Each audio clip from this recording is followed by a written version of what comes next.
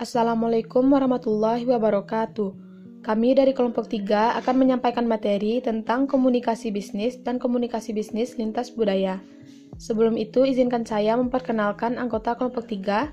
Pertama, Muhammad Paras dengan NIM 2010527001, Audrey Rania Putri dengan NIM 2210522022, Hasifah Arfalazio dengan NIM 2210522037, Irsyad Kamil dengan NIM 2210522075, Brilian Lukwinadam dengan NIM 2210523045, Rahmi Sindinaran dengan NIM 2210523058, Reza Juniandayu Putri dengan NIM 2210529001. Baiklah, langsung saja masuk ke penyampaian materi pertama yang disampaikan oleh saya sendiri, Rahmi Sindinaran. Komunikasi bisnis. Komunikasi adalah suatu proses pertukaran informasi antar individu melalui suatu sistem yang lazim, baik dengan simbol-simbol, sinyal-sinyal, maupun perilaku atau tindakan. Komunikasi bisnis adalah komunikasi yang dipergunakan dalam dunia bisnis yang mencakup berbagai macam bentuk komunikasi, baik komunikasi verbal maupun komunikasi nonverbal untuk mencapai tujuan tertentu. Bentuk dasar komunikasi. 1.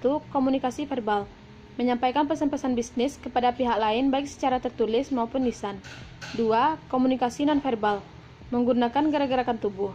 Bahasa tubuh sebagai alat untuk berkomunikasi dengan orang lain. Proses komunikasi. Menurut Buffy dan Thiel dalam buku Business Communication Today, proses komunikasi terdiri atas 6 tahap, yaitu 1. Pengirim mempunyai suatu ide atau gagasan. 2. Pengirim mengubah ide menjadi suatu pesan. 3. Pengirim menyampaikan pesan. 4. Penerima menerima pesan. 5. Penerima menafsirkan pesan. 6. Penerima memberi tanggapan dan mengirim umpan balik kepada pengirim. Mengatasi kesalahpahaman dalam komunikasi. 1. Persepsi. Seorang komunikator yang cerdas harus dapat memprediksi apakah pesan-pesan yang akan disampaikannya dapat diterima oleh komunikan atau tidak. Bila prediksinya tepat, audiens akan dapat membaca dan menerima tanggapannya dengan benar. 2. Ketepatan. Audiens mempunyai suatu kerangka berpikir yang jelas. Agar komunikasi yang dilakukan mencapai sasaran, seseorang perlu mengekspresikan sesuatu sesuai dengan apa yang ada dalam kerangka berpikir mereka. 3. Kredibilitas. Komunikator harus mempunyai suatu keyakinan bahwa substansi atau inti pesan yang ingin disampaikan kepada pihak lain benar-benar akurat dan dapat dipertanggungjawabkan. 4. Pengendalian. Hal ini ditentukan oleh intensitas reaksi yang dilontarkan audiens terhadap apa yang disampaikan oleh komunikator. Sebaliknya, reaksi audiens bergantung pada berhasil atau tidaknya komunikator mengendalikan audiensnya saat melakukan komunikasi. 5. Keharmonisan. Komunikator yang baik tentu akan selalu dapat menjaga hubungan persahabatan yang baik dengan audiens, sehingga komunikasi dapat berjalan lancar dan mencapai tujuan. Perkenalkan, nama saya Muhammad Paras dengan nomor induk mahasiswa 2010527001. Untuk pembahasan yang pertama yaitu ada komunikasi bisnis lintas budaya. Komunikasi bisnis lintas budaya adalah komunikasi yang digunakan dalam dunia bisnis, baik komunikasi verbal maupun nonverbal, dengan memperhatikan faktor-faktor budaya di suatu daerah, wilayah, atau negara. Atau ada penjelasan lainnya yaitu komunikasi bisnis antar budaya adalah proses mengirim dan menerima pesan antara orang-orang yang latar belakang budayanya dapat mengarahkan mereka untuk menafsirkan tanda-tanda verbal dan jadi untuk berkomunikasi dengan sukses. Anda memerlukan pemahaman dasar tentang perbedaan budaya yang mungkin Anda temui dan bagaimana Anda harus menanganinya. Upaya Anda untuk mengenali dan menjembatani perbedaan budaya akan membuka peluang bisnis di seluruh dunia dan memaksimalkan kontribusi semua karyawan dalam angkatan kerja yang beragam di suatu saat nanti di suatu perusahaan. Untuk pembahasan selanjutnya yaitu ada pentingnya komunikasi bisnis lintas budaya. Untuk poin yang pertama yaitu ada peluang di pasar global. Kemungkinannya sangat bagus bahwa Anda akan bekerja melintasi batas internasional di suatu saat dalam karir Anda. Berkat teknologi, komunikasi dan transportasi, batas-batas alam dan batas-batas negara tidak lagi menjadi hambatan yang tidak dapat dilalui seperti dahulu. Tidak mengherankan, Komunikasi yang efektif penting bagi bisnis lintas budaya dan global. Dalam survei baru-baru ini, hampir 90% eksekutif mengatakan keuntungan, pendapatan, dan pangsa pasar perusahaan mereka meningkat dengan keterampilan komunikasi internasional yang lebih baik. Selain itu, setengah dari eksekutif ini mengatakan gangguan komunikasi atau kolaborasi telah mempengaruhi upaya bisnis internasional utama di perusahaan mereka. Kabar baiknya di sini adalah bahwa meningkatkan keterampilan komunikasi budaya Anda dapat membuat Anda menjadi kandidat pekerjaan yang lebih berharga di setiap tahap karir Anda di suatu perusahaan kelak. Poin kedua yaitu ada keuntungan kerja yang beragam.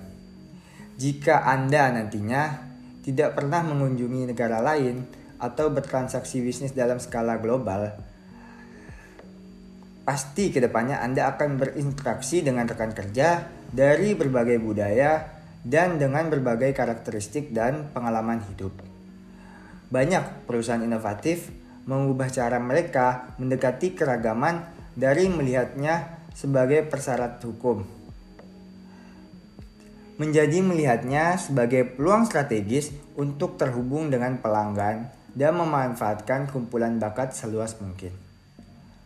Para pemimpin bisnis yang cerdas mengenali keunggulan kompetitif dari tenaga kerja yang beragam, yang menawarkan spektrum sudut pandang dan ide yang lebih luas, membantu bisnis memahami dan mengidentifikasi dengan pasar yang beragam, dan memungkinkan perusahaan untuk mendapatkan keuntungan dari jangkauan bakat karyawan yang lebih baik. Poin yang ketiga yaitu ada tantangan komunikasi antar budaya. Jadi tenaga kerja yang semakin beragam saat ini mencakup berbagai keterampilan, tradisi, latar belakang, pengalaman, pandangan, dan sikap terhadap pekerjaan. Semuanya dapat mempengaruhi komunikasi di tempat kerja. Contohnya, supervisor yang menghadapi tantangan untuk berhubungan dengan karyawan yang beragam ini, memotivasi mereka, dan membina kerjasama dan harmoni di antara mereka. Tim menghadapi tantangan untuk bekerja sama secara erat, dan perusahaan ditantang untuk hidup berdampingan secara damai dengan mitra bisnis dan dengan masyarakat secara keseluruhan. Baik, saya Audrey Rania Putri dengan NIM 2210522022 akan melanjutkan materi tentang memahami budaya dan perbedaannya. Yang pertama, definisi budaya. Budaya dapat didefinisikan bermacam-macam tergantung pada sudut pandang setiap ahli. Yang pertama, menurut Rehman, Himstreet, dan Batty, budaya diartikan sebagai sekumpulan pengalaman hidup yang ada dalam masyarakat mereka sendiri. Selanjutnya, menurut Buffy dan Till, budaya adalah sistem sharing atas simbol-simbol, kepercayaan, sikap-sikap, nilai-nilai, harapan, dan norma-norma untuk berperilaku. Yang ketiga, menurut Mitchell, budaya merupakan seperangkat nilai-nilai inti, kepercayaan, standar, pengetahuan, moral, hukum, dan perilaku yang disampaikan oleh individu-individu dalam masyarakat yang menentukan bagaimana seseorang bertindak, berperasaan, dan memandang dirinya serta orang lain. Sedangkan menurut Murphy dan Hildebrand, budaya diartikan sebagai tipikal karakteristik perilaku dalam suatu kelompok. Jadi kesimpulannya, budaya adalah sekumpulan pengalaman hidup, pemrograman kolektif, sistem sharing, dan tipikal karakteristik perilaku setiap individu yang ada dalam suatu masyarakat, termasuk di dalamnya tentang bagaimana sistem nilai, norma, simbol-simbol, dan kepercayaan atau keyakinan mereka masing-masing. Yang kedua, komponen budaya. Budaya mencakup berbagai aspek kehidupan manusia, terutama yang berkaitan dengan dimensi hubungan antar manusia, meskipun bentuk dari setiap komponen budaya dapat berbeda-beda dari suatu tempat ke tempat yang lain. Menurut Kateora, budaya memiliki beberapa elemen. Yang pertama, budaya material. Material culture dibedakan ke dalam dua bagian, yaitu teknologi dan ekonomi. Teknologi mencakup teknik atau cara yang digunakan untuk mengubah atau membentuk material menjadi suatu produk yang dapat berguna bagi masyarakat pada umumnya.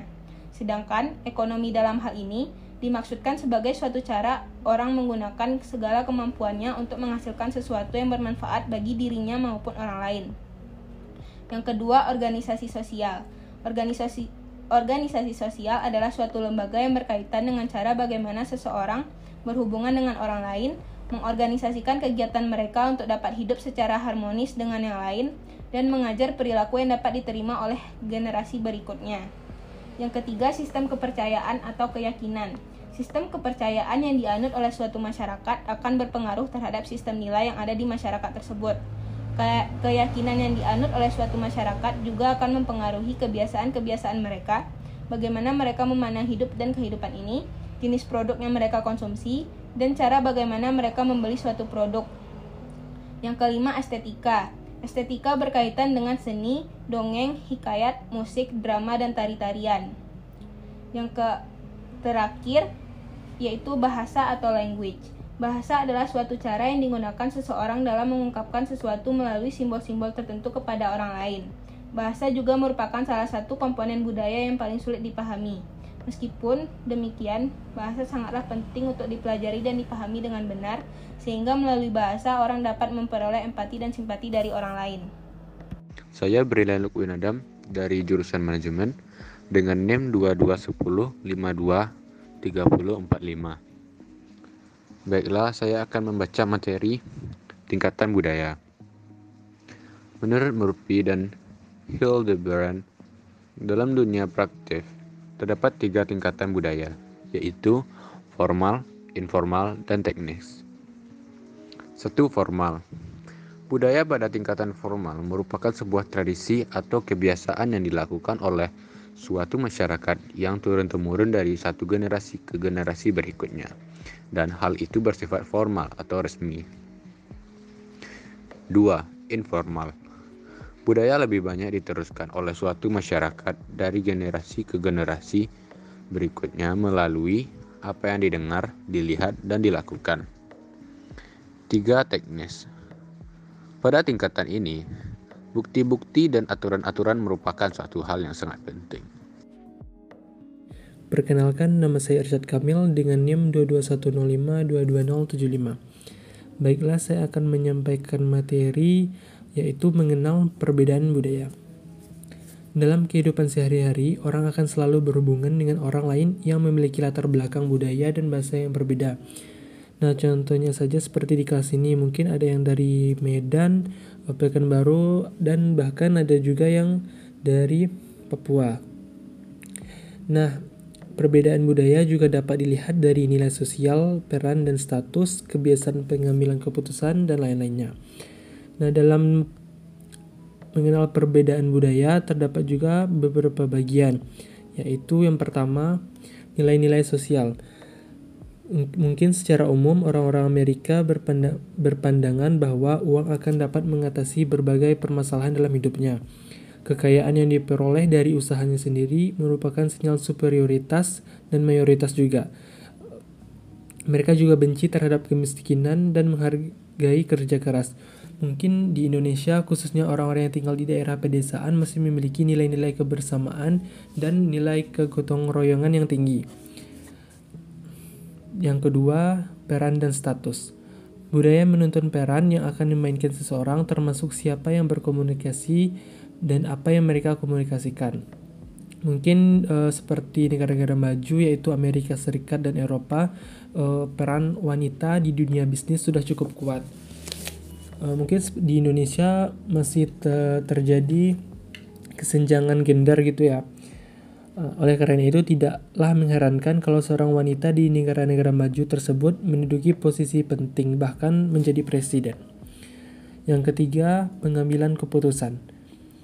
Di negara-negara maju seperti Amerika Serikat dan Kanada, para eksekutif selalu berupaya secepat dan seefisien mungkin dalam mengambil suatu keputusan penting.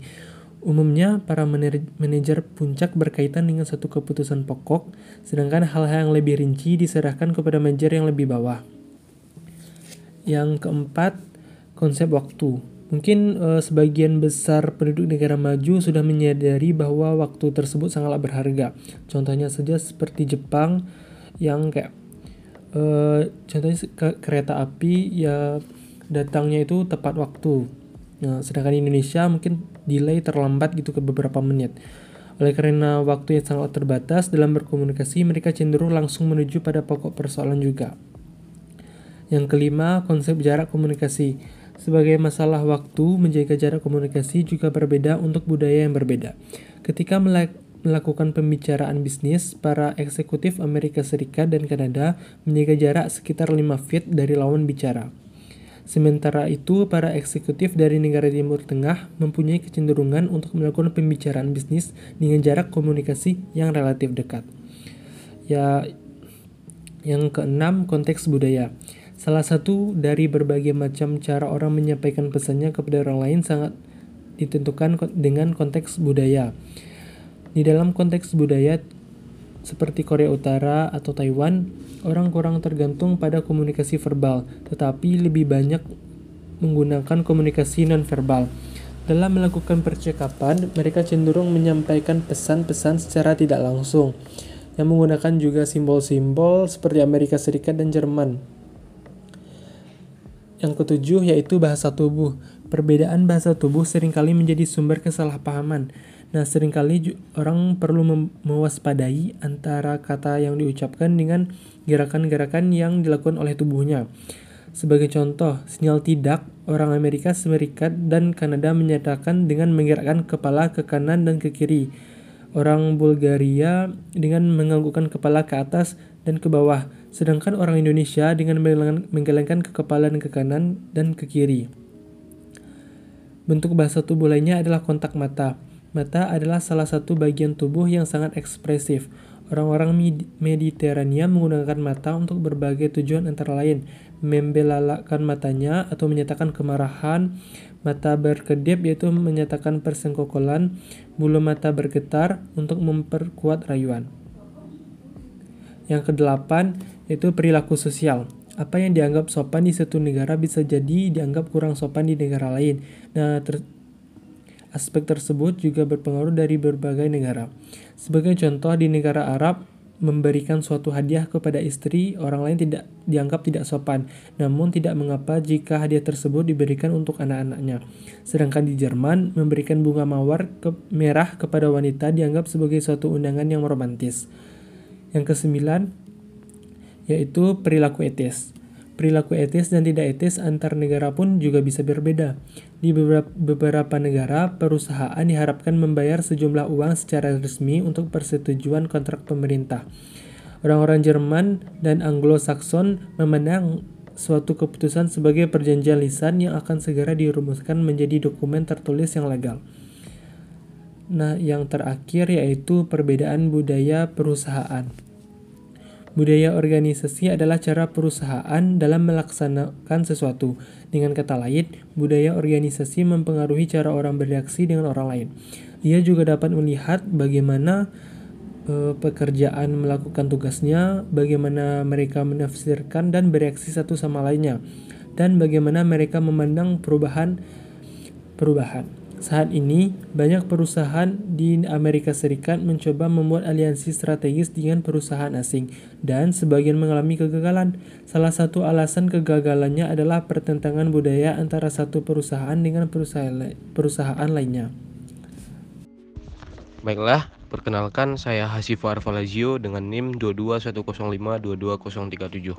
Saya akan melanjutkan materi selanjutnya, yaitu tips ketika berhubungan dengan orang yang berbudaya berbeda. Yang pertama, pelajarilah mengenai budaya yang berbeda sejak awal. Yang kedua, ingatkan diri sejak awal bahwa perbedaan pasti akan terjadi. Yang ketiga, utarakan dengan jujur sejak awal mengenai kesulitan dalam berkomunikasi. Yang keempat, pahami hierarki sosial yang berlaku. Yang kelima, utarakan dengan jujur sejak awal mengenai kesulitan dalam berkomunikasi. Dan yang terakhir, tunjukkan rasa hormat dan toleransi. Ada dua cara berkomunikasi. Yang pertama adalah secara verbal dan satu lagi secara nonverbal. Berkomunikasi secara verbal. Yang pertama, bicaralah dengan jelas dan perlahan jika perlu, tetapi tidak perlu berteriak atau menganggap seolah-olah orang lain tidak memahami ucapan Anda. Yang kedua, berkomunikasilah dengan pantas. Yang ketiga, kembangkan kemampuan bahasa asing. Yang keempat, cobalah gunakan bahasa dominan jika Anda berasal dari golongan minoritas. Dan yang kelima, hindari penggunaan slang dan kata-kata kasar, kecuali jika Anda benar-benar memahami penggunaannya dalam budaya lain.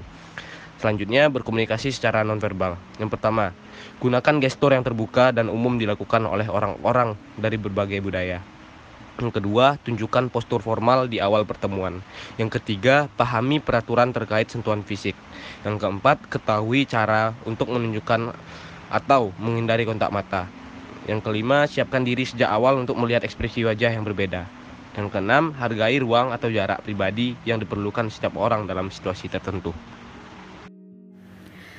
Baik, selanjutnya saya Reza Junindai Putri dengan NIM 2210529001 akan menjelaskan tentang negosiasi lintas budaya. Moran Stahl & Boyer International, sebuah perusahaan yang bergerak di bidang pelatihan lintas budaya, membedakan budaya dalam dua kelompok, yaitu pertama ada budaya permukaan, seperti makanan, liburan, gaya hidup. Yang kedua ada budaya tinggi yang terdiri atas sikap dan nilai-nilai yang menjadi dasar budaya tersebut. Kemampuan untuk beradaptasi dengan budaya yang berbeda sangat dibutuhkan dalam melakukan negosiasi bisnis, agar terhindar dari konflik yang bisa terjadi karena perbedaan gaya perilaku, cara berpikir, dan gaya berbicara. Negosiator dan budaya yang berbeda mungkin menggunakan teknik pemecahan masalah dan metode pengambilan keputusan yang berbeda. Maka dari itu, alangkah baiknya jika kita mempelajari budaya partner terlebih dahulu sebelum bernegosiasi. Maka akan lebih mudah dalam memahami pandangan mereka. Menunjukkan sikap luwes, hormat, sabar, dan sikap bersahabat akan membawa pengaruh yang baik bagi proses negosiasi yang sedang berjalan, yang pada akhirnya dapat ditemukan solusi yang menguntungkan kedua belah pihak. Baiklah, sekian dari kelompok 3. Terima kasih atas perhatiannya. Assalamualaikum warahmatullahi wabarakatuh.